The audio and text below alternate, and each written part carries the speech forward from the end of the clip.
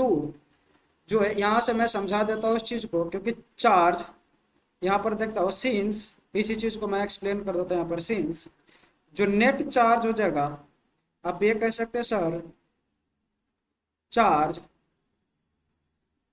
Due to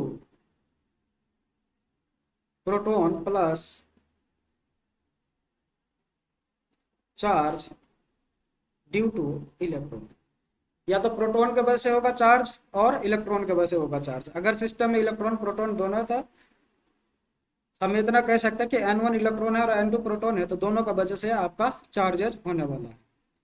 तो electron यहाँ पे प्रोटॉन के वजह से जो चार्ज होगा, नंबर ऑफ प्रोटॉन कितना है तो N2 है, और एक प्रोटॉन पे चार्ज होता है इलेक्ट्रॉनिक चार्ज के बराबर E।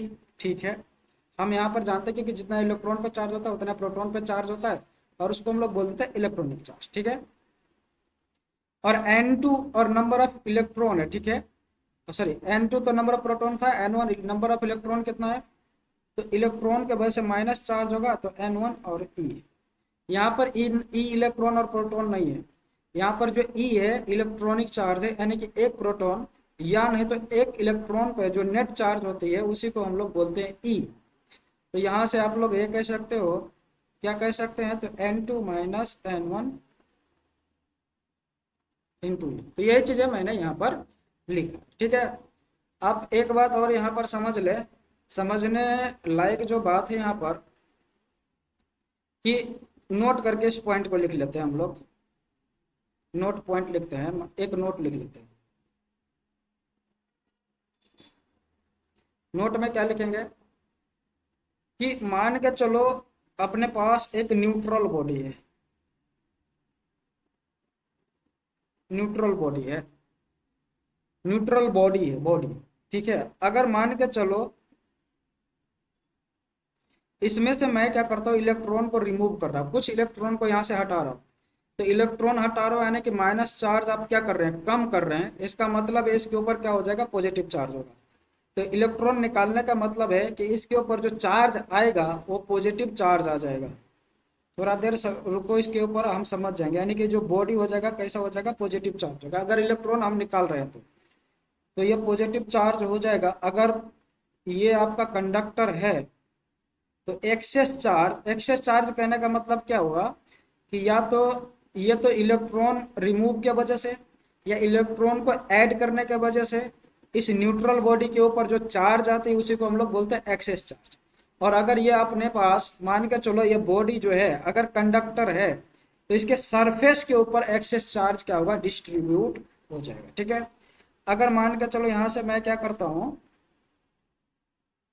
अब हम इसमें क्या कर रहे हैं, इलेक्ट्रॉन को ऐड कर रहे हैं। ठीक है, तो इलेक्ट्रॉन ऐड कर रहे हैं इसका मतलब क्या है, इसके अंदर आप निगेटिव चार्ज डाल रहे हैं। तो ये जो बॉडी हो जाएगा, ये बॉडी आपका अब निगेटिव चार्ज हो जाएगा। और ये अगर कंडक्टर है तो जो एक्सेस चार्ज होगा इसके सरफेस पे आएगा। इतना समझ में आया होगा। तो हम ये कह सकते हैं in conductor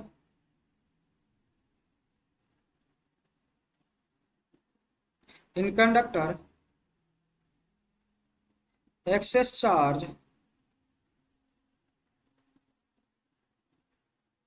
accumulate on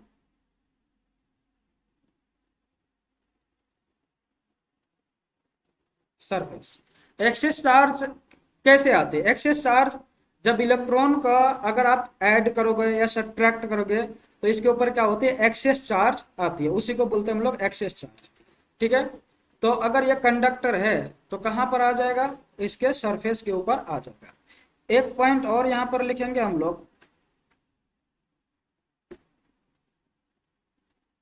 charge can not exist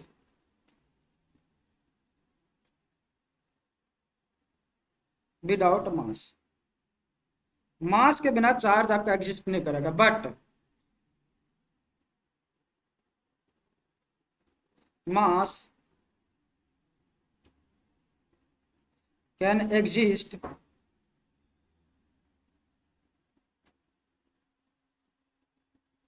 without charge.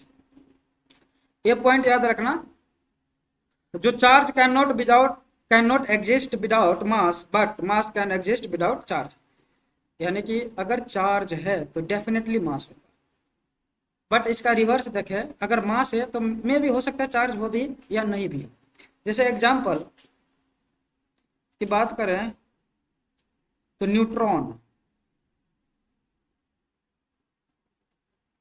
तो न्यूट्रॉन के पास आप जानते हैं कि न्यूट्रॉन के पास आपका क्या होता है, मास होती है लेकिन इसके पास चार्ज नहीं होता है। मैं उम्मीद करता हूँ कि आप लोग को इतना समझ में आया होगा, है ना। और आप अपने तैयारी को यहाँ से बहुत अच्छे से कर सकते हैं और आप हिंदी और इंग्लिश दोनों माध्यम में अपने तैयारी को कर सकते हैं हमारे चैनल पे। हमारे चैनल का नाम है, यहाँ पर आप देख सकते हैं, जीवन द ब्रेन बूस्टर। आप यूट्यूब पे जाएंगे, सर्च मारेंगे Jeevan the brain booster by Mahesh Babu, तो आपका ये चीज़ें आपको आ जाएगा, वहाँ पे सब्सक्राइब कर देना है। चलिए आगे बढ़ते हैं हम लोग, आगे बढ़ते हैं। आगे थोड़ा सा हेडिंग लगाते हैं हम लोग। अब हम देखते हैं कि अगर कोई बॉडी है तो उसको चार्ज करने के क्या प्रोसेस हो सकती है ना। तो हेडिंग लगाना है आपको क्या,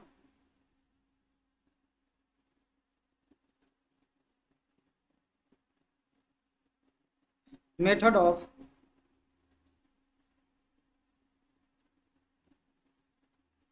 चार्जिंग। चार्ज करने का क्या मेथड हो सकता है, ठीक है। तो चार्ज करने का 3 मेथड है। डेफिनेटली यहाँ पर जो इलेक्ट्रोस्टैटिक है उसमें हम लोग 3 मेथड पढ़ते हैं, 3 मेथड नहीं, बेसिकली हम लोग 2 ही मेथड पढ़ते हैं। एक मेथड तो हम बहुत पहले से जानते हैं और एक और मेथड है जो कि हम लोग पढ़ेंगे कहाँ पे, मॉडर्न फिजिक्स में, जैसे कि फोटो इलेक्ट्रिक इफेक्ट जो होती है वहाँ से भी हम लोग चार्ज कर सकते हैं बॉडी। तो हम यहाँ पर मेथड ऑफ चार्जिंग हम इलेक्ट्रोस्टैटिक में पढ़ेंगे, तो आप यहाँ पर हेडिंग लगा सकते हैं, तो सॉरी,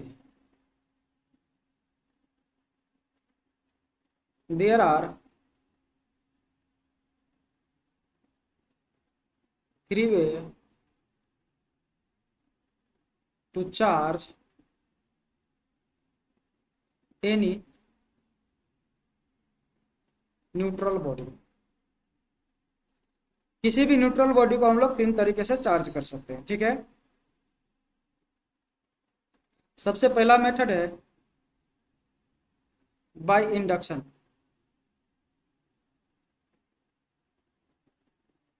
सेकेंड है अपने पास,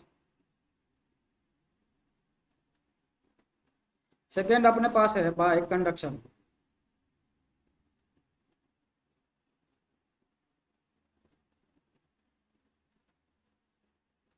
bye conduction and third method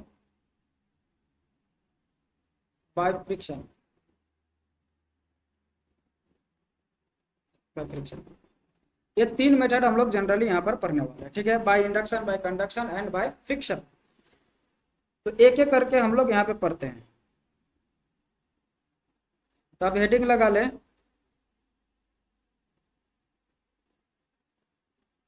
by induction.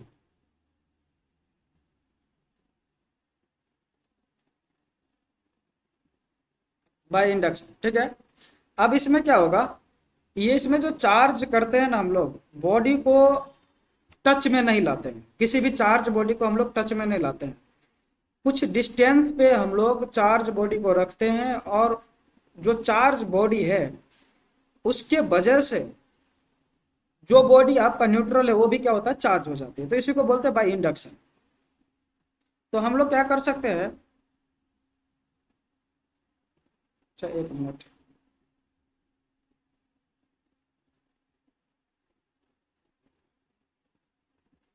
Without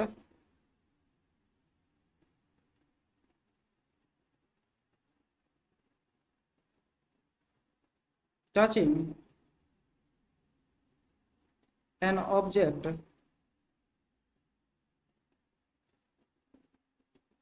we can charge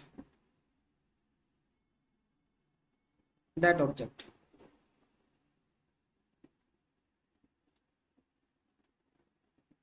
that object, ठीक है। और बिना टच किए हम बॉडी को क्या कर सकते हैं, चार्ज कर सकते हैं, और इसी को बोलते हैं and that method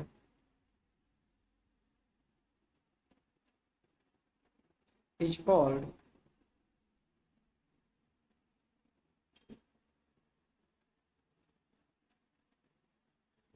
induction method, ठीक है। और इस मेथड को हम लोग क्या बोलते हैं, इंडक्शन मेथड।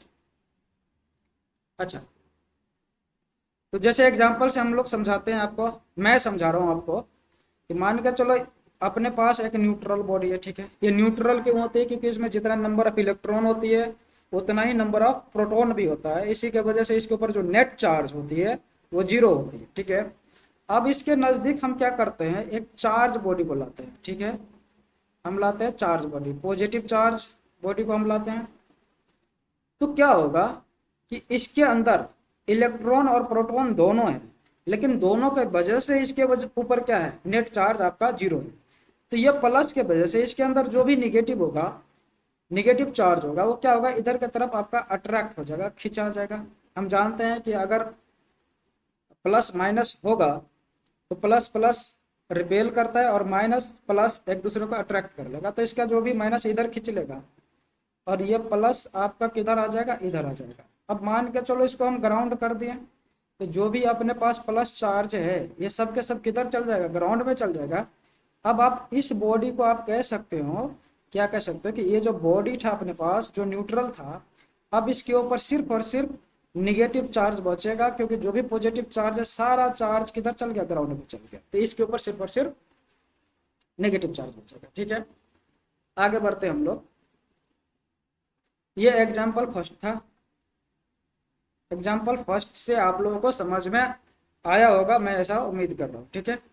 अगर मान के चलो दूसरा एग्जाम्पल मैं देता हूँ आपको, दूसरा तरीके से फिर से इसी को समझा रहा हूँ, ठीक है। मान के चलो अपने पास ये न्यूट्रल बॉडी है, ठीक है। एक और न्यूट्रल बॉडी हम लोग क्या करते हैं, इसी के कांटेक्ट में लाते हैं, ठीक है। अब ये दोनों के ऊपर हम जानते हैं कि इलेक्ट्रॉन और प्रोटॉन दोनों होती है, और दोनों के वजह से इसके ऊपर जो नेट चार्ज होता है क्या होता है, जीरो होता है। अब हम क्या करते हैं, इन दोनों के नजदीक एक निगेटिव चार्ज ऑब्जेक्ट लाते हैं, ठीक है, निगेटिव चार्ज लाते हैं। तो इन दोनों में जो भी माइनस होगा, टोटल माइनस किधर हो जाएगा, इधर आ जाएगा। अब क्या हो जाएगा, प्लस क्या हो जाएगा, इधर आ जाएगा, खिंचा जाएगा, क्योंकि माइनस है तो क्या कर लेगा, प्लस को अट्रैक्ट कर लेगा अपनी तरफ।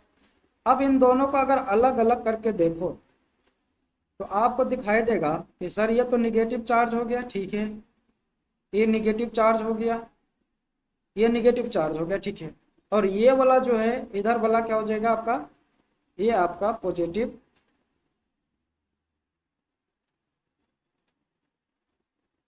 Positive charge. तो यही था आपका मेथड ऑफ इंडक्शन। मतलब इंडक्शन मेथड से हम किसी भी न्यूट्रल बॉडी को किस तरह से चार्ज करते हैं, यहाँ पर मैंने आपको समझाया, और मुझे उम्मीद है कि आप लोग को ये चीज़ें समझ में आया होगा। आगे बढ़ते हम लोग, सेकेंड मेथड हम लोग हेडिंग लगा लेते हैं। सेकेंड मेथड है अपने पास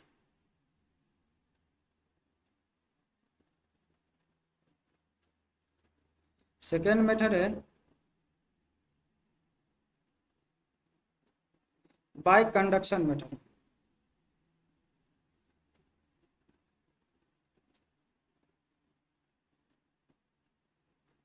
बाय कंडक्शन मेथड, अब इस मेथड को समझे बात को। बाय कंडक्शन मेथड में क्या होता है, अब इंडक्शन था तो इंडक्शन में क्या हो रहा था, इंड्यूस हो क्या आ रहा था, हम कांटेक्ट में बॉडी को नहीं रख रहे थे, लेकिन फिर भी बॉडी आपका क्या हो रहा था, चार्ज हो रहा था। लेकिन यहाँ पर कंडक्शन में कंडक्शन तभी होगा जब आप दो बॉडी को क्या करोगे, कांटेक्ट में लाओगे, ठीक है।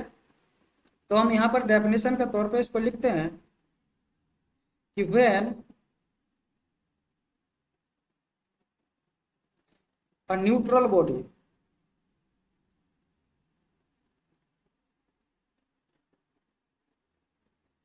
neutral body keep in contact with charged body, then that body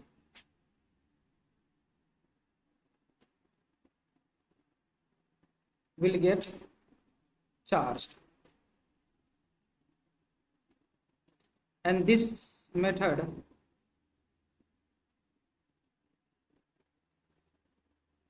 is called conduction method.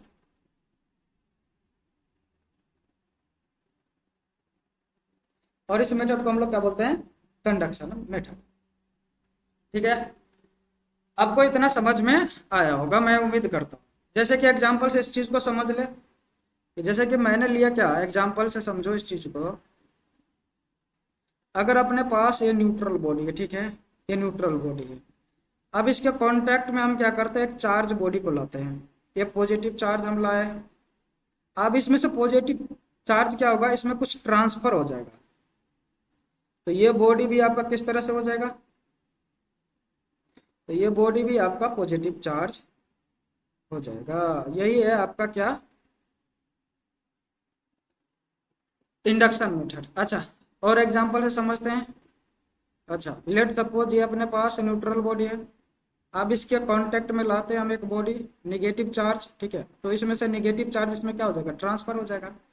अब ये जो बॉडी है अपने पास, अब इस बॉडी को आप क्या कर सकते हैं, तो ये बॉडी जो हो गया आपका क्या हो गया,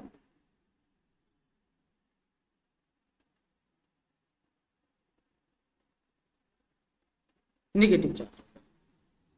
तो मुझे उम्मीद है कि आप लोग को ये चीज़ें समझ में आया होगा कि कंडक्शन मेथड क्या होता है और इंडक्शन मेथड क्या होता है, ठीक है।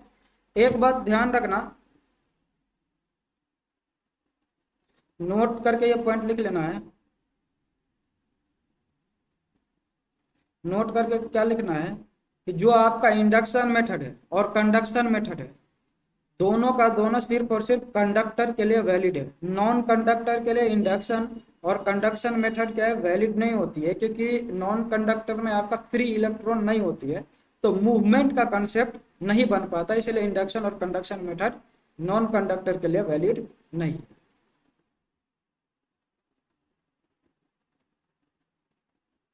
तो हम यहाँ पर लिख सकते हैं क्या, इंडक्शन मेथड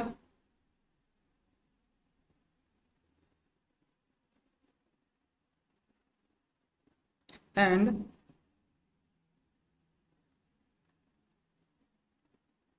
कंडक्शन मेथड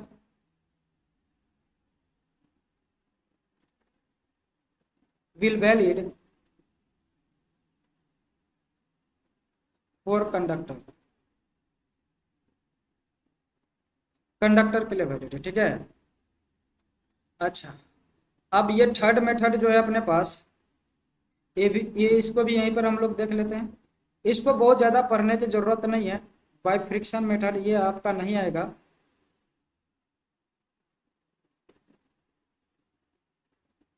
तो देखो फ्रिक्शन मेथड कैसे काम करता है। लेट सपोज हमारे हाथ में एक पेन है, ठीक है, अगर हम इसको इस तरह से फ्रिक्शन करते हैं तो ये बॉडी क्या होता है, चार्ज हो जाती है, और ये बॉडी चार्ज हो गया। अगर हम इसको क्या करें, अगर पेपर का छोटा छोटा टुकड़ा बना ले, अगर उसके नज़दीक में लेकर जाएंगे तो उस पेपर के टुकड़े को हमारा जो पेन है वो क्या कर लेगा, अट्रैक्ट करेगा, ठीक है। तो आप कह सकते हो कि ये जो फ्रिक्शन से क्या हो गया, ये बोला आपका मेरा जो पेन है ये भी चार्ज हो गया, ठीक है।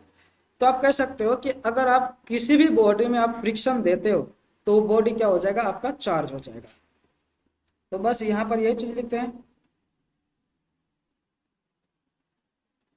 when you rub any object, any object, then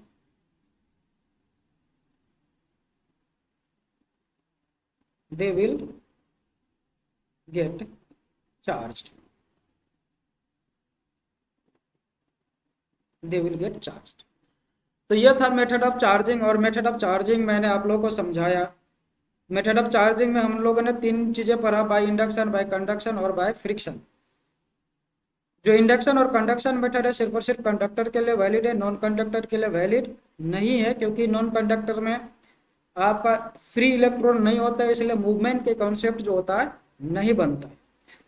तो और आगे हम लोग बढ़ते हैं, आगे हेडिंग लगाते हैं कूलम्ब्स लॉ, क्योंकि कूलम्ब्स लॉ भी अपने आप में बहुत ही इंपॉर्टेंट है। तो कूलम्ब्स लॉ आप लोग हेडिंग लगाए यहाँ पर। अच्छा, कूलम्ब्स लॉ लगाने से पहले क्वेश्चन कुछ करें क्या, नहीं चलो क्वेश्चन, ये तो बोर्ड का सीरीज चल रहा है, बोर्ड और नीट का सीरीज चल रहा है, तो उतना क्वेश्चन लगाना भी जरूरत नहीं है, आप लोग खुद से लगा सकते हैं। तो ज़्यादातर इसमें बोर्ड पे मैंने फोकस किया है, नीट का कॉन्सेप्ट यहाँ से आपका 100% हो जाएगा, जेई का भी कॉन्सेप्ट 100% हो जाएगा। लेकिन अगर आप जेई और नीट का तैयारी कर रहे हैं तो आपको क्वेश्चन लगाना बहुत ही ज़रूरत है। अगर क्वेश्चन नहीं लगाएंगे तो आपका नीट और जेई में इम्पॉसिबल है लगाना। नीट और जेई के लिए आपको पढ़ना भी बहुत पड़ेगा। तो कूलम्ब्स लॉ का हेडिंग लगाए, Coulomb's law.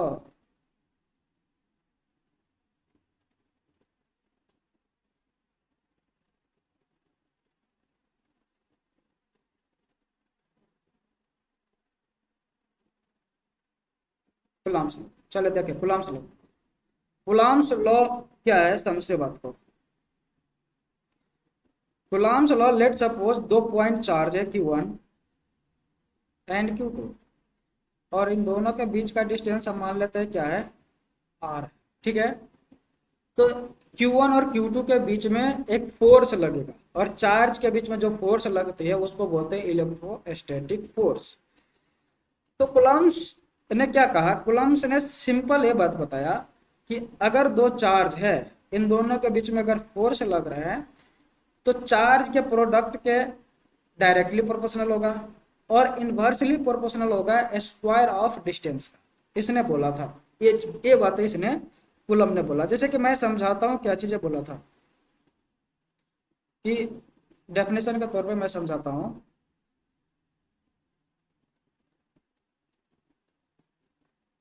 According to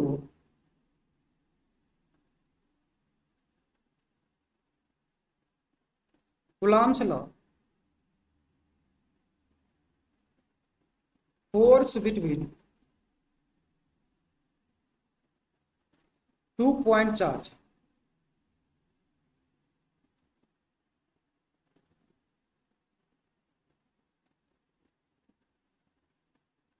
is directly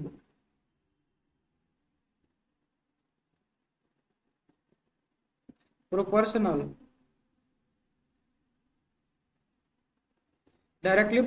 to product of charge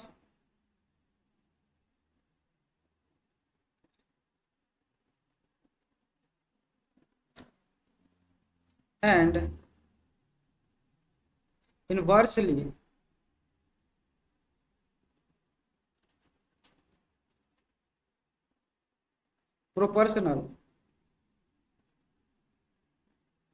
proportional यहां से छूट गया तो यहां लिख दिया proportional to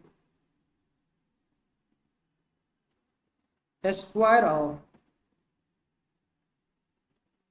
distance, square of distance. ठीक है, अब इसी चीज को हम समझाते हैं आपको। क्या कहा था, जो फोर्स लगेगा इन दोनों के बीच में, F is directly proportional to product of charge Q1 Q2। ठीक है, और इनवर्सली प्रोपोर्शनल क्या हो जाएगा, तो डिस्टेंस के स्क्वायर का इनवर्सली प्रोपोर्शनल होगा। यही बात कहा था। इन दोनों से अगर बात करूं मैं, तो अगर दोनों को कंपैरिजन करें तो आप ये कह सकते हैं कि डायरेक्टली प्रोपोर्शनल तो क्या हो जाएगा Q1 Q2 and inversely proportional to square of distance. ठीक है, यहां से फोर्स अगर प्रोपोर्शनलिटी हटाए तो एक कांस्टेंट आएगा कि Q1 Q2 divided by R square. ये फोर्स का जो मैग्नीट्यूड होगा आपका, ये यहां से निकल के आ गया फोर्स का मैग्नीट्यूड। ठीक है, अब यहां पर ये चीज समझे कि के क्या है। के जो है इसको हम लोग बोलते हैं इलेक्ट्रोस्टैटिक कांस्टेंट।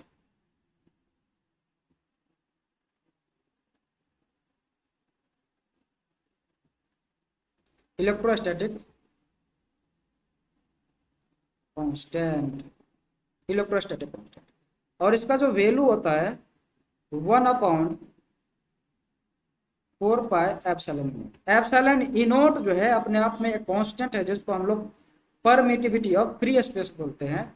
और इसका वैल्यू अगर यहाँ पे रखेंगे तो इसका जो वैल्यू आता है आपका 8.854 इंटू 10⁻⁻12।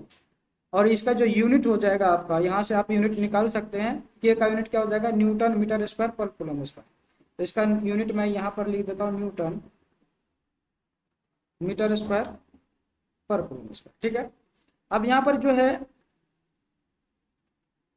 एक मिनट, इसको आप हटा लें तो सही रहेगा, ये अप्रोक्सीमेशन है। ठीक है, अब यहाँ से समझे बात को। ये चीजें जो है एप्सिलॉन ई नॉट, इसको हम लोग बोलते हैं कॉल्ड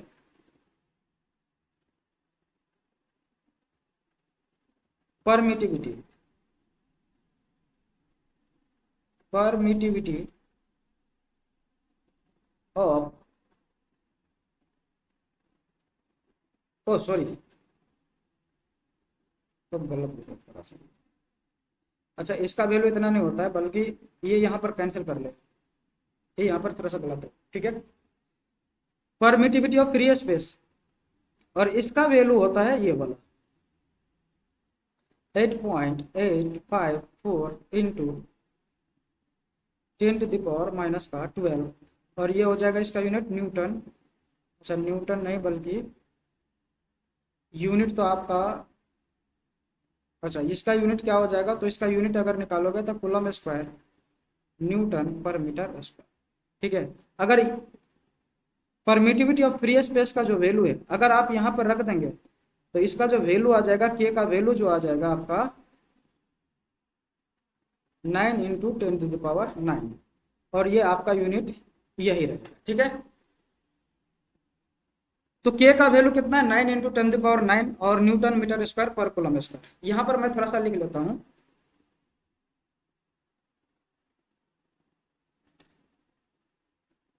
यूनिट ऑफ के का यूनिट क्या हो जाएगा, तो आप यहाँ से कह सकते हैं कि न्यूटन मीटर स्क्वायर पर कूलम स्क्वायर। ये आपको पूछेगा बोर्ड के एग्जाम में, यहाँ से आप निकाल सकते हैं के बराबर क्या हो जाएगा, फोर्स, और ये इधर आ जाएगा तो आर स्क्वायर, और नीचे में चल जाएगा तो Q1 और Q2। तो फोर्स के लिए न्यूटन और आर स्क्वायर के लिए मीटर स्क्वायर, और नीचे में जाएगा तो कूलम स्क्वायर, ठीक है। अगर यहाँ से अगर इसका डायमेंशन पूछे कोई, डायमेंशन को हम लोग हमेशा स्क्वायर ब्रैकेट में लिखते हैं, तो ये चीज़ें आपका क्या हो जाएगा, न्यूटन का डायमेंशन, फोर्स का डायमेंशन क्या होता है, तो फोर्स का डायमेंशन mL/t-2, ठीक है, और metre square means L square, ठीक है। अब कूलम के लिए चार्ज का डायमेंशन क्या होता है, तो एम्पियर इंटू टी, और इसका square which is equal to, अच्छा ये इसका भी डायमेंशन को स्क्वायर ब्रैकेट में लिखते हैं डायमेंशन को। तो यहाँ से हो जाएगा आपका m है, ठीक है, सिर्फ और सिर्फ एक ही m है, और l कितना यहाँ पर, यहाँ पर एक यहाँ पर है और 2 यहाँ पर, तो L3, ठीक है। ऊपर में टाइम स्क्वायर और नीचे में भी टाइम स्क्वायर, ये भी ऊपर चल जाएगा तो T⁻⁻⁴, ठीक है। और ये नीचे में a स्क्वायर ऊपर जाएगा तो ये हो गया, ठीक है। ये क्या चीज हो गया ये आपका डायमेंशन ऑफ के हो गया, ठीक है। तो डायमेंशन ऑफ के आपके पास आ गया, तो डायमेंशन ऑफ आप ई भी निकाल सकते हैं यहाँ से। तो डायमेंशन ऑफ ई कितना हो जाएगा, तो मैं यहीं पर लिख देता हूँ, यहाँ पर स्पेस नहीं बच रहा है तो बस इसको उलट के लिख देना यहाँ पर। तो डायमेंशन कितना हो जाएगा ई का, तो इसका डायमेंशन जो होगा, इसका डायमेंशन मैं यहाँ पर लिख देता हूँ, डायमेंशन यहाँ पर लिख देता हूँ। तो बस इसको पलट के लिख देना है, m के पावर 1 है तो m के पावर -1 कर देना, ठीक है। और l के पावर 3 है तो l के पावर -3 कर दो, t के पावर -4 है तो t के पावर 4 कर दो, और a के पावर -2 है तो a के पावर +2 कर दो। ये डायमेंशन हो गया क्या चीज का, परमिटिविटी ऑफ फ्री स्पेस। ये आप अपने खुद से भी करेंगे तो आपको ये चीजें समझ में आ जाएगा। तो मैं उम्मीद करता हूँ कि आप लोग को इतना समझ में आया होगा। थोड़ा सा हम आगे बढ़ते हैं।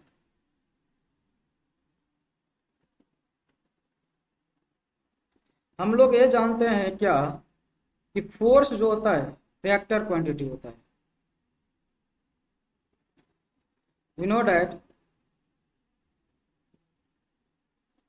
Force is vector quantity. तो जो अपने पास इलेक्ट्रोस्टैटिक है उसको हमें वेक्टर फॉर्म में भी रिप्रेजेंट करना पड़ेगा। तो वेक्टर फॉर्म जो होगा आपका, यहां पर लिख ले, vector form of force, vector form of force.